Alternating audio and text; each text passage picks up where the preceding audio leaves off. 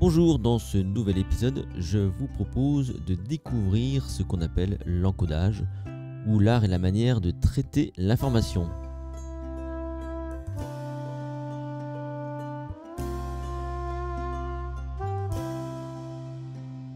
Ça vous est déjà forcément arrivé de rencontrer une personne, vous la reconnaissez, mais vous n'êtes plus capable de vous rappeler de son prénom.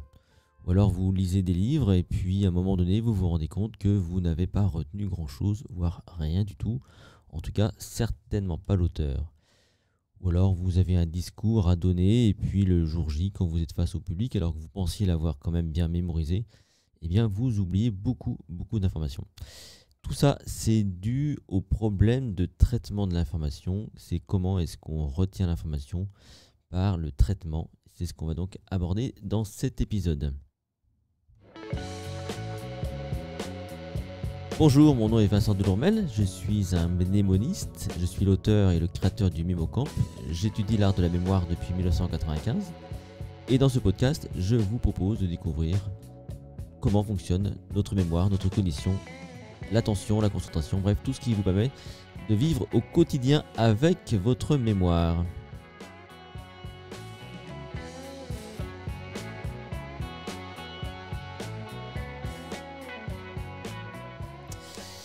Et pour commencer, j'aimerais juste tout de suite mettre les choses au point.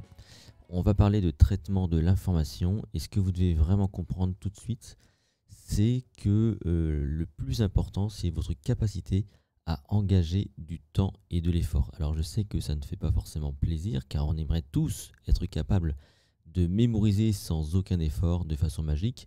Et d'ailleurs, la plupart du temps, beaucoup de personnes qui me consultent cherchent une méthode magique.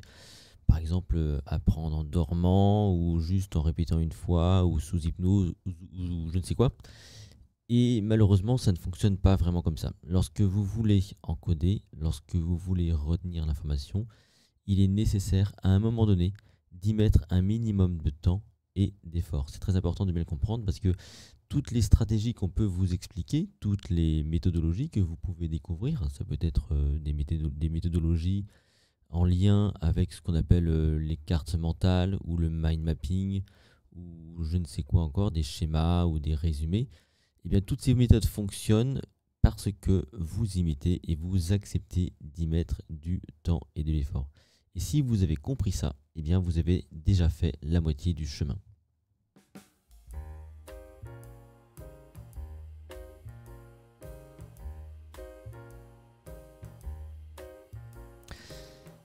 Et justement, pour commencer, on va essayer de comprendre le rôle d'une première mémoire qu'on appelle la mémoire de travail. Ce que j'aimerais que vous imaginiez, c'est une bouteille avec un goulot. Et le goulot pourrait représenter une première étape qu'on va appeler mémoire de travail. Alors la mémoire de travail, son rôle, c'est de travailler, évidemment. Et il faut garder aussi à l'esprit que le premier rôle de votre mémoire, c'est de vivre au présent et d'anticiper l'avenir. C'est-à-dire que vous êtes tout le temps confronté à une masse d'informations et vous êtes toujours en train de faire un choix attentionnel, un choix de traitement. Et en temps réel, eh bien, vous allez choisir l'information la plus pertinente en lien avec votre présent. Le problème, si vous voulez, c'est qu'il y a ce fameux goulot, cette fameuse mémoire de travail qui va être limitée à quelques informations seulement. On dit souvent que on est limité à 7 informations, plus ou moins 2. En réalité, ça varie de 4 à 11. Ça dépend de la nature de l'information, de sa difficulté, de votre aisance par rapport à cette information. Et tout l'enjeu, donc, c'est de ne pas forcément aller trop vite et prendre trop d'informations. Car au départ, donc, si vous allez trop vite et si vous prenez trop d'informations, il va donc se passer un phénomène de saturation, de surcharge cognitive, de surcharge mentale, qui fait que de toute façon, eh bien, vous n'allez pas être efficace. Et puis de toute façon, plus vous tenterez de prendre trop d'informations trop vite, et plus il y aura ce sentiment de surcharge, et au final, ça ne fonctionnera pas bien. Ça bouchonnera, littéralement. Ce goulot, la mémoire de travail, ça représente une mémoire plutôt explicite, qui est donc plutôt consciente.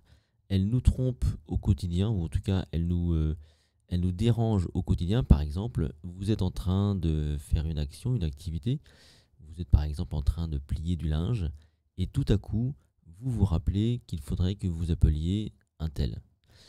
Mais plutôt que d'appeler un tel à ce moment-là, eh bien vous allez continuer à plier votre linge, voire à le ranger, et le moment venu, vous allez vous rendre dans la salle où il y a le téléphone, sauf que là, vous ne savez plus ce que vous êtes venu faire là. Je pense que ça vous est déjà arrivé. Et le réflexe que nous avons tous, évidemment, c'est de revenir en arrière, c'est de retrouver le chemin de l'information et de tenter de retrouver le petit indice qui nous ramènerait en mémoire ce à quoi on pensait. Et là, nous sommes piégés par cette fameuse mémoire dite de travail, dont le rôle, c'est bien de traiter l'information. C'est déjà un premier traitement d'information, mais pas assez profond. C'est une mémoire à très court terme, c'est une mémoire plutôt immédiate qui a vocation à interagir avec le présent. Ce qui veut dire que au moment où vous pensez à une information ou à une action que vous devriez faire, eh bien vous avez trois solutions. La première, c'est soit de faire l'action tout de suite, parce qu'on est vraiment dans une mémoire dite immédiate. La seconde, c'est pourquoi pas de noter quelque part. Et la troisième option, c'est de mettre en place un petit processus mnémotechnique qui vous permettrait de vous en rappeler un peu plus tard. Et comme en général, on ne fait rien de tout ça parce qu'on a le sentiment qu'on devrait se rappeler naturellement, comment est-ce qu'on pourrait oublier d'appeler un tel? Et donc on est piégé et on a le sentiment que notre mémoire ne fonctionne pas bien. Alors que non, c'est beaucoup plus un problème de compréhension de son fonctionnement. Ce que vous devez retenir de ça, c'est que quand vous voulez être efficace avec votre mémoire, avec votre capacité à traiter l'information, vous ne devez pas être trop gourmand. Partez du principe qu'au-delà de 4 informations, vous commencez déjà à saturer. C'est-à-dire que si vous êtes en train de penser à un numéro de téléphone, que vous êtes en train de plier du linge tout en pensant encore à autre chose, on est quasiment sûr que des tas d'informations vont passer à côté. Donc pas trop vite, pas trop d'informations, c'est la première règle de l'encodage.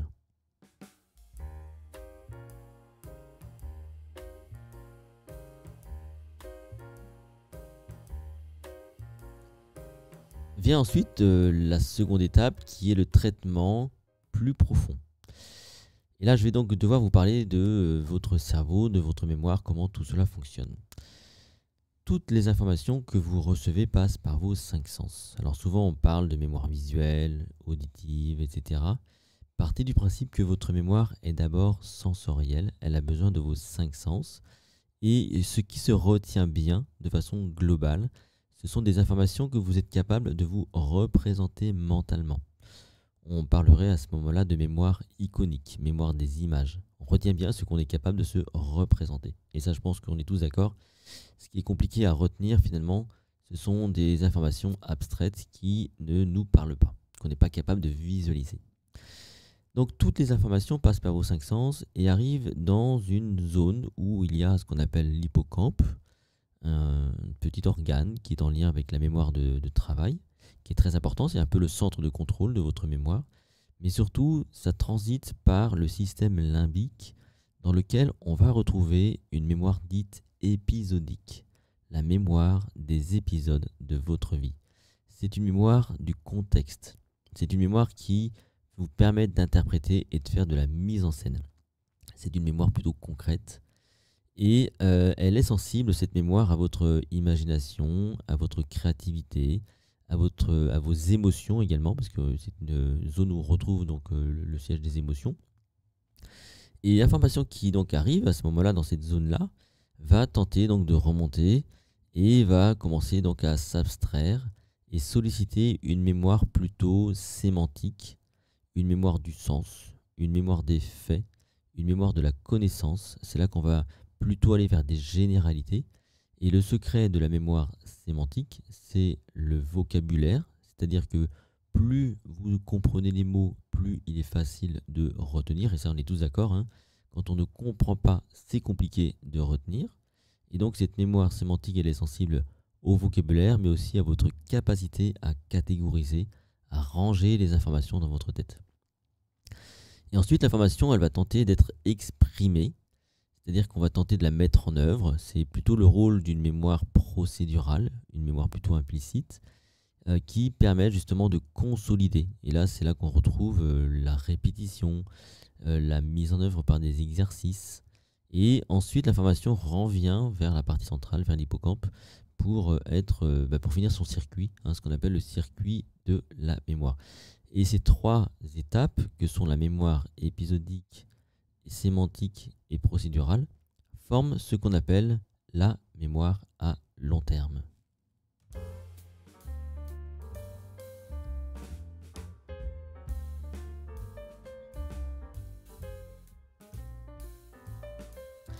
Ce que vous devez comprendre justement par rapport à cette mémoire à long terme, c'est que c'est un processus qui fonctionne bien lorsque vous respectez absolument toutes ces étapes. En gros, quand vous voulez retenir par exemple un prénom, idéalement, vous devriez tout de suite faire une association d'idées, donc pour solliciter plutôt une mémoire épisodique, contextuelle. Vous assurez que le prénom, vous le comprenez bien, vous le connaissez ce prénom, et que vous preniez le temps également de le mettre en œuvre, peut-être de l'exprimer, de le répéter dans votre tête, pour qu'à ce moment-là, vous ayez une chance d'avoir un bon encodage. Lorsque vous traitez un livre, donc si c'est un roman, j'ai envie de dire, c'est pas très grave, vous allez le lire parce que vous avez envie de vous distraire. Moi, par exemple, les livres, les romans, le soir, je les lis pour moi. Je n'ai pas l'intention, si vous voulez, de tout retenir. Si déjà j'ai passé un bon moment, eh bien, c'est bien. Voilà. Par contre, tout ce qui est livres plutôt didactiques, des livres de contenu où j'ai besoin d'apprendre des choses, eh bien, vous avez aussi besoin à ce moment-là de commencer à bien contextualiser ce livre, dans quel contexte vous pourriez en avoir besoin, quelles sont les informations qui vous paraissent pertinentes. Vous pouvez très bien parcourir le sommaire et anticiper ce qui serait intéressant à retenir ou pas retenir. Puis, évidemment, avec un stylo, eh bien, vous remarquez des passages importants. Vous partez à la chasse également des mots de vocabulaire qui vous paraissent un peu compliqués. Donc là, c'est l'approche plutôt sémantique. Et pour terminer, vous allez devoir exprimer quelque chose, c'est-à-dire que vous devriez pouvoir donc produire soit un schéma, soit un résumé écrit, soit une carte mentale. Moi, j'aime bien faire un tableau dans lequel eh bien, je résume tous les chapitres et je mets en gras tous les mots qui me paraissent importants. Donc ce que vous comprenez là, c'est que tout ça, ça demande du temps et de l'effort, et il n'y a pas trop d'autres solutions pour le coup. Parce que c'est comme ça que fonctionne votre mémoire. Elle a besoin de temps et d'effort, elle a besoin de fragmenter l'information pour l'assimiler, ou en tout cas pour bien la retenir. Et plus on avance dans l'âge, et plus c'est vrai, parce qu'avec l'âge, la vitesse d'exécution, si vous voulez, de la cognition, eh bien, est moins rapide.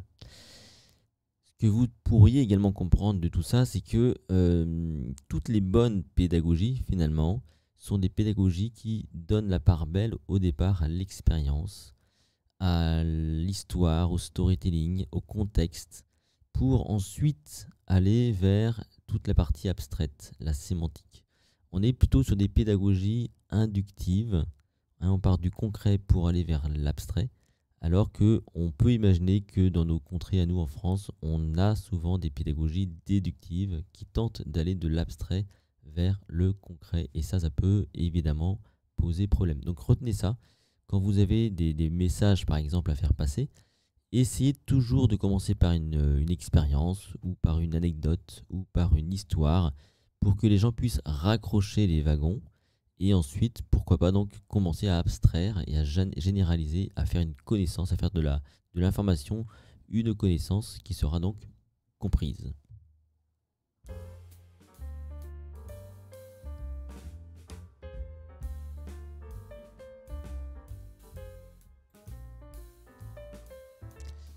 Pour conclure, j'aimerais vous faire une ouverture vers la différence entre mémoriser et apprendre. La plupart du temps, les gens ne font pas la différence entre mémoriser et apprendre. Je vais vous raconter une anecdote. Il y a quelques années de cela, je suis invité à m'exprimer devant des enseignants dans un lycée privé ici à Rennes. Et j'avais 2 heures devant des enseignants. Et il faut savoir que moi, j'ai été un élève plutôt en difficulté au collège et au lycée. Et donc, me voir invité comme ça dans un lycée, j'ai trouvé ça assez fun. Et lorsque j'arrive, je me retrouve dans une classe où il y a donc des enseignants assis 2 par 2 sur des pupitres en bois. Et moi, je monte sur une estrade. Derrière moi, il y a un tableau de craie avec une partie Velleda. Il y a également un rétroprojecteur, mais aussi un vidéoprojecteur. Et là, je commence mon intervention en disant, finalement, 30 ans plus tard, rien n'a vraiment changé. Ça provoque quelques rires, évidemment, et j'enchaîne en proposant aux participants de fonctionner en mode question-réponse. Car à ce moment-là, donc, j'imagine que les enseignants, la mémoire, c'est quelque chose qu'ils connaissent plutôt bien, c'est un peu leur quotidien, et je n'ai aucunement la prétention de tout leur apprendre. Mais si je peux leur apporter quelque chose, eh bien, j'en serais ravi. Et là, j'ai donc une professeure de maths. Et alors, il faut savoir que moi, en plus, les mathématiques, c'était un petit peu mon calvaire quand j'étais au lycée. Il y a une prof de maths qui lève la main et qui me demande « Expliquez-moi comment on fait pour que les élèves apprennent les mathématiques ?» Et moi, j'ai répondu « Ça dépend. Est-ce que l'école est un lieu d'apprentissage ou de mémorisation ?» S'en est suivi un débat. Et là, je me suis rendu compte qu'effectivement, cette frontière, cette différence n'était pas forcément connue du monde des enseignants. Car apprendre, ça n'est pas mémoriser, et mémoriser, ça n'est pas apprendre. En fait, en gros, pour apprendre, on a besoin de la mémoire, mais mémoriser, ça n'est pas apprendre. Mémoriser, c'est retenir l'information pour la restituer. C'est cette capacité qu'on a à se rappeler de l'information, à faire appel à nos souvenirs pour exprimer quelque chose. Ça peut être extrêmement brut, et ça ne vous garantit pas d'avoir appris quelque chose. Apprendre, ça vous transforme. Apprendre, c'est changer. Quand vous apprenez quelque chose, vous n'êtes plus du tout la même personne. Vous n'êtes plus tout à fait la même personne. Par exemple, quand vous apprenez une langue étrangère et que vous êtes capable de vous exprimer librement, eh bien, vous avez acquis toute la culture, tout le mode de pensée, vous vous êtes ouvert de nouveaux horizons et votre vie a finalement changé. Alors que mémoriser un mot de vocabulaire, non. C'est bien dans l'expression que vous faites la différence. Donc, apprendre, c'est changer. Et notre système scolaire à nous, si on observe bien, eh bien, c'est plutôt un système de mémorisation. C'est-à-dire que on a tendance à mémoriser la veille, à travailler la veille pour le lendemain, lorsqu'on sait qu'on a donc une évaluation et qu'on sera noté. Notre système pédagogique étant un système plutôt contrôlant, eh bien, on va tenter de répondre à ce contrôle et être bon le jour J, quitte parfois à oublier tout ce qu'on a cru apprendre la veille. Donc, ça, il faut bien prendre en considération cette différence entre la mémorisation et l'apprentissage. Apprendre, si on devait reprendre le circuit de la mémoire, ça voudrait dire plutôt exprimer dans des contextes différents ce que j'ai compris. C'est-à-dire que je vais engager une sorte de process, de procédure, et je vais multiplier les contextes épisodiques pour mettre en œuvre les choses que j'ai comprises d'un point de vue sémantique. Si vous comprenez ça, vous avez compris ce que ça veut dire l'apprentissage. Donc d'abord, ça veut dire que ça prend du temps, un minimum de temps.